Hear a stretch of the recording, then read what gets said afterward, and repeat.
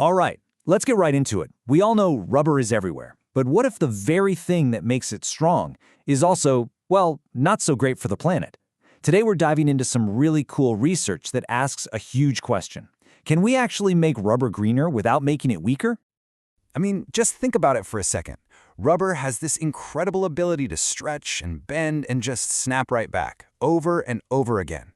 It's that superpower, that elasticity, that makes it absolutely essential for everything from the tires on our cars to the seals that keep an engine from falling apart. But where does all that toughness really come from? Well, for decades, the secret ingredient giving rubber all that strength has been a material with some, let's say, heavy environmental baggage. It's actually the reason most rubber products are black, and it's also the big reason scientists are now scrambling to find a better way. And that ingredient is called carbon black. It's basically this superfine black powder that gets mixed in to make rubber strong and durable. But here's the catch. Making it pumps a lot of heat and emissions into the atmosphere. So the challenge is pretty clear, right? We've got to find a replacement. And that brings us to the hero of our story, maybe. The eco-friendly challenger is epoxy resin. You know, the stuff used in super strong adhesives and coatings? Researchers had this idea. What if they could use this stuff to replace some, or maybe even all, of the carbon black? The goal, of course, was to shrink that carbon footprint, and hey, maybe even make the rubber even better in the process. So, with their challenger ready, the scientists rolled up their sleeves and got to work. They started creating a whole new lineup of rubber recipes to put this greener alternative through its paces. And making this new rubber was a really precise process. First, they'd mix up the basic rubber dough with some carbon black, and then they'd add different amounts of epoxy. Then, they'd take this new dough and stick it in a thermal press under some serious pressure. We're talking 3.5 megapascals, and cook it at 146 degrees Celsius. Once that was done, they'd cut the finished sheets into the exact shapes they needed for all the stress tests. So here's what the different recipes look like. They made 6 distinct batches. You had the control group with 0 epoxy, just the standard stuff, and then 5 other groups where they swapped out carbon black for more and more epoxy, going from 10% all the way up to a 50-50 mix. Now that they had all their samples, it was time for the fun part, trying to break them. And, oh yeah, that's exactly what they did. The researchers put these new rubber blends through some absolutely grueling tests. They were bending them, stretching them over and over and over again, just to see how long they could possibly last before they failed. This whole process is called fatigue testing. So, what is fatigue really? Well, it's what happens when something breaks just from being repeatedly stressed, even if that stress isn't enough to break it all at once. The classic example, a paperclip. You bend it back and forth, and eventually it just snaps. That is fatigue. And for a material like rubber, understanding it is absolutely critical. Okay, so they've got their greener rubber. The big question is, did it work? Was it as good? Well, the answer turned out to be complicated. It wasn't a simple yes or no. The results revealed this really fascinating story of unexpected trade-offs.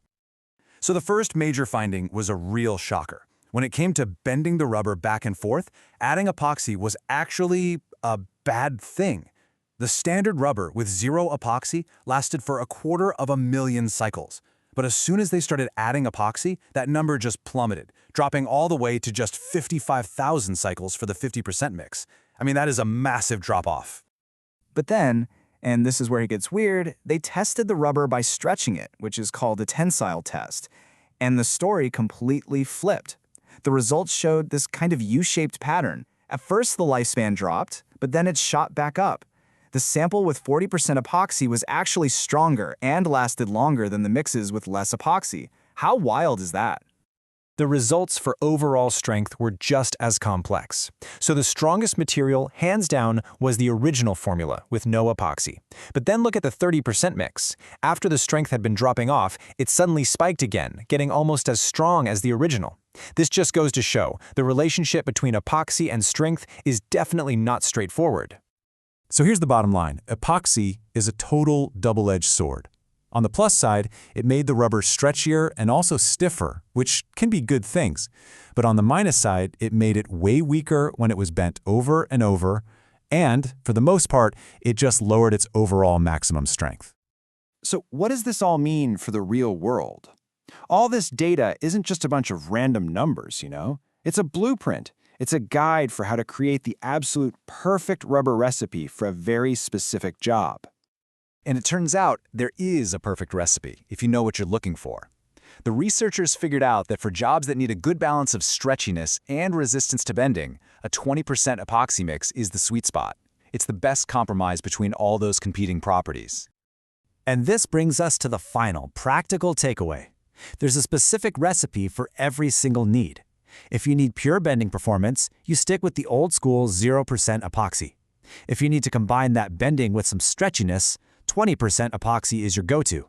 If you need it to last a long time while being stretched, you actually jump up to 40% epoxy. And for stiffness, you're back at that 20% sweet spot. So in the end, this research shows us that there's no single magic bullet here. There's no one best formula. The ideal mix of traditional carbon black and eco-friendly epoxy is all about precision. It totally depends on what you need that piece of rubber to do, whether it's bending, stretching, or just absorbing energy. And that brings us to the big picture, doesn't it? Think about a car tire. It has to handle an insane combination of bending, stretching, and heat all at the same time. Could this kind of super detailed research, finding that perfect, tailored recipe, be the key to finally creating greener tires that are also stronger and last even longer? It really seems like the road ahead is being paved, or maybe mixed, with some very, very smart science.